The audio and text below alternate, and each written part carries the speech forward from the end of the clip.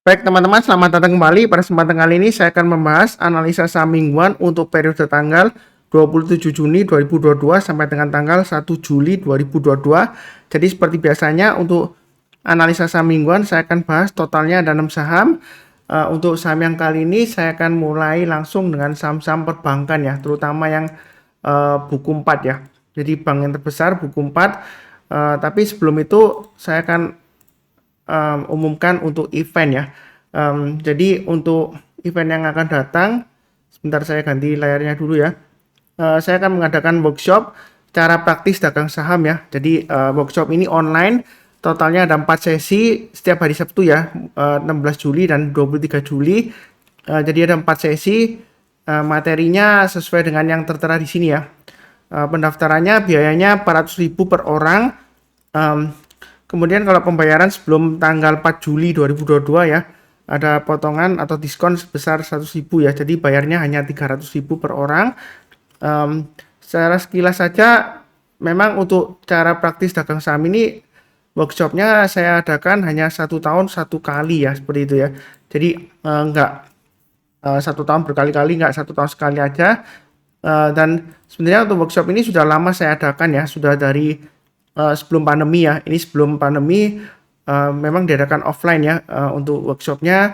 Ini di Jakarta, ini di Surabaya, kemudian Yogyakarta, Medan, dan juga di Denpasar atau Bali ya. Jadi ini foto-fotonya workshop yang sebelumnya mengenai cara praktis dagang saham dengan analisa teknikal ya. Jadi kalau yang berminat mulai belajar dari awal ya sampai dengan menengah, saya rasa sih kalau sudah mengikuti workshop ini, harapan saya sih Anda sudah bisa mandiri sendiri ya, untuk trading maupun investasi saham dengan menggunakan analisa teknikal. Kurang lebih seperti itu. Saya langsung bahas ke materinya. Langsung untuk yang pertama adalah untuk saham BBCA ya, atau saham BCA Bank Sentral Asia. Jadi untuk weekly chartnya di sini ya, untuk BCA ya, kalau kita perhatikan memang dia masih di range-nya antara support dan resistennya 7.400 dan 7.750 ya. Kalau kita bicara mengenai BBCA ini sudah sering saya bahas, selama dia bertahan di atas 7175, setiap kali kalau dia koreksi dekat 7175, menurut saya sih kesempatan untuk buy on weakness ya. Buy-nya bertahap aja, kalau naik setiap kelipatan Rp50 atau Rp100 kita boleh tambah lagi atau average up ya.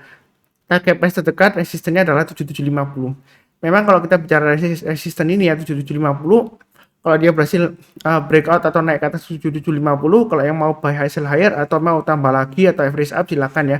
Jangan takut-takut kalau dia berhasil breakout ke atas 7750, target price berikutnya di 8250. Memang area untuk BBCA ini sideways-nya lumayan lebar ya, 7175 sampai dengan 8250 ya.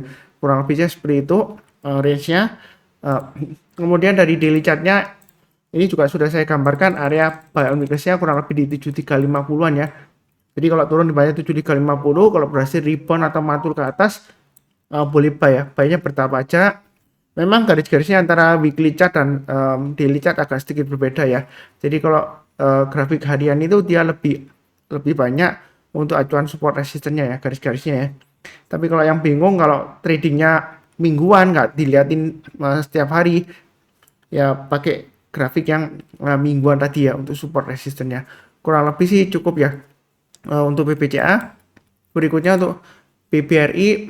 Nah kalau kita perhatikan di sini untuk BBRI weekly-nya dia support terdekatnya areanya memang saat ini ya sekitar 4280 sampai dengan 4460. Jadi dia boleh dikatakan masih cenderung sideways ya. Sideways-nya juga lumayan lebar, 4280-an kurang lebih ya sampai dengan 4750. Jadi kalau mau buy sekarang sebenarnya boleh aja ya, selama dia bertahan di atas 4280. Jadi kalau mau sekalian tunggu buy on weakness seperti ini ya. Kalau dia koreksi di bawah 4280 kemudian berhasil rebound, barusan kita buy. Atau kalau nggak mau terjebak di sini, naik ke atas 4460 kita buy. Buy-nya bertahap aja, setiap kelipatan Rp50 atau Rp100 kita boleh average up atau tambah lagi ya. Nah, kalau untuk daily chart-nya atau grafik hariannya, ini sudah saya gambarkan. Selama dia bertahan di atas 4280 masih cukup bagus. Memang sebelumnya sempat turun di bawahnya ya, tapi kalau dia berhasil rebound, di sana kesempatan kita untuk buy ya. Jadi sejauh ini masih cukup bagus ya untuk BBRI ya. Memang kalau kita lihat di sini MA20-nya sudah mengarah ke bawah. Jadi kalau mau buy jangan terlalu banyak ya, jangan terlalu agresif ya. Jangan terlalu agresif, tapi yang penting adalah pasang trailing stop dan stop loss ya. Jangan terlalu takut-takut juga ya. Kurang lebih seperti itu untuk BBRI. Berikutnya untuk BMRI ya. Kalau kita perhatikan untuk BMRI di sini ya, memang dia masih cenderung sama ya, kurang lebih dengan yang sudah saya bahas sebelumnya yang minggu lalu ya. Antara range-nya support resistennya 8050 sampai dengan 8600.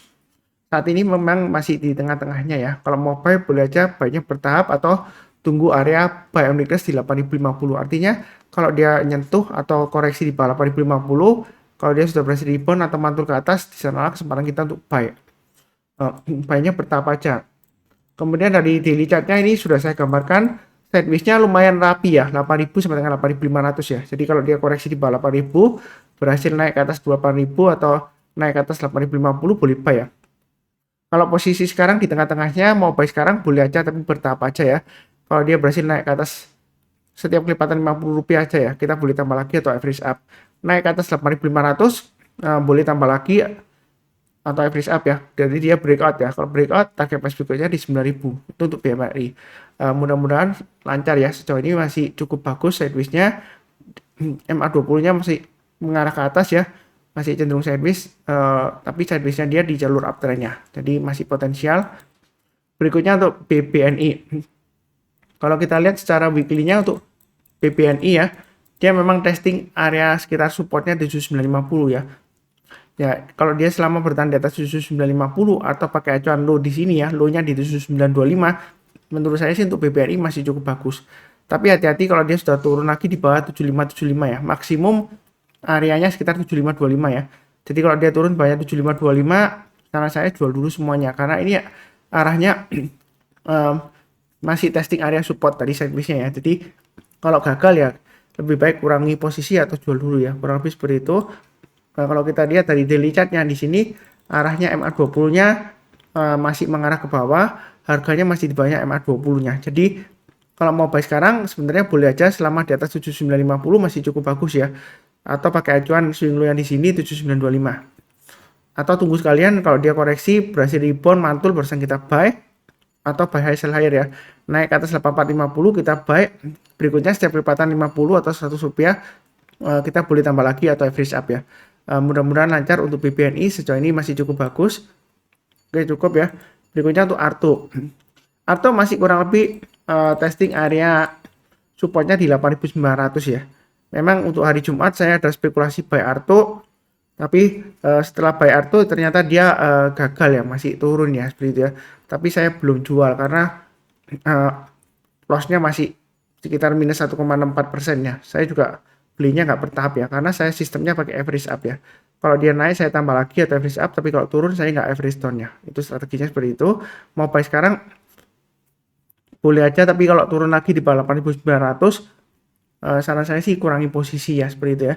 Ini memang masih dalam perjuangan untuk naik ya, tapi ini trennya masih cenderung downtrend ya. Walaupun dalam jangka pendeknya masih berusaha untuk naik ya. Kurang lebih sih seperti itu. Kalau dari daily chartnya untuk Arto ya, dia masih testing area sekitar 9000-an. Jadi kalau mau buy sekarang boleh aja banyak bertahap, atau kalau mau tunggu di bawah, tunggu di 7600. Artinya kalau dia koreksi di bawah 7600 ya, kalau dia berhasil naik ke atas 7600, kita boleh buy, banyak bertahap aja. Kalau 7600 nggak dikasih ya 8000-an ya. Kurang lebih seperti itu. Tapi kalau turun lagi di bawah 7600 ya, apalagi sudah turun lagi di bawahnya 7425, low-nya ada di sini ya. Ini low-nya tanggal 25 Mei ya. Karena saya sih jual dulu sebagian atau jual dulu semuanya ya kalau dia gagal ya. Karena kecenderungan masih bisa lanjut lagi, arahnya bisa lanjut ke downtrend ya. Kalau dia gagal bertahan di atasnya 7600-an kurang lebih di sini ya. Atau 7425 maksimum. Kurang lebih cukup untuk Arto. Berikutnya untuk BDMN. BDMN masih tetap sama ya. Secara weekly chart-nya saya sudah pernah saya bahas. Trading range-nya antara 2300 dan 2510. Setiap kali kalau koreksi dekat 2300 ya, menurut saya sih menarik ya untuk buy ya. Jadi banyak tunggu aja kalau dia koreksi di bawahnya atau menyentuh ya. Kalau dia sudah mulai rebound atau mantul, di sana kesempatan kita untuk buy. Banyak bertahap aja. Setiap kelipatan Rp50 atau Rp100 boleh tambah lagi atau average up. Memang kalau bicara mengenai BDMN ini sideways Pak Sunar lama lemot ya. Ya memang benar. Tapi kalau trading sideways-nya antara 2.300 sampai dengan 2.500-an kurang lebih ya, masih cukup menarik ya kalau yang suka trading sideways ya. Seperti itu ya. Posisi sekarang kalau mau buy sekalian, kalau dari daily chartnya ya agak sedikit berbeda memang ya, garis-garisnya naik ke atas 2440 boleh buy, banyak bertambah aja, naik ke atas 2510 boleh tambah lagi atau average up, target price berikutnya di 2640. Memang masih cenderung sideways ya, kalau nggak buru-buru ya tunggu aja di 2300 ya, seperti ini ya, nyentuh kemudian dia berhasil rebound, di sanalah kesempatan kita untuk buy ya, lumayan lah. Kalau 2300 ke atas buy ya targetnya sekitar 2500-an ya, lumayan lah ya, seperti itu ya. Sideways juga ya di bawah. Jadi kurang lebih sih cukup ya. Ini sudah 6 saham yang saya bahas. Ada beberapa video lainnya ya. Jangan lupa kalau mau nonton silakan, playlistnya ada di video deskripsi di bawah ini ya untuk minggu ini ya. Kurang lebih cukup sekian. Yang barusan kenal channel Saham Profit, jangan lupa subscribe, like, nyalakan lonceng notifikasinya, dan seperti biasanya saya doakan selalu semuanya selalu sehat, damai dan sejahtera selalu. Amin. Yang paling penting ya tetap semangat. Sekian.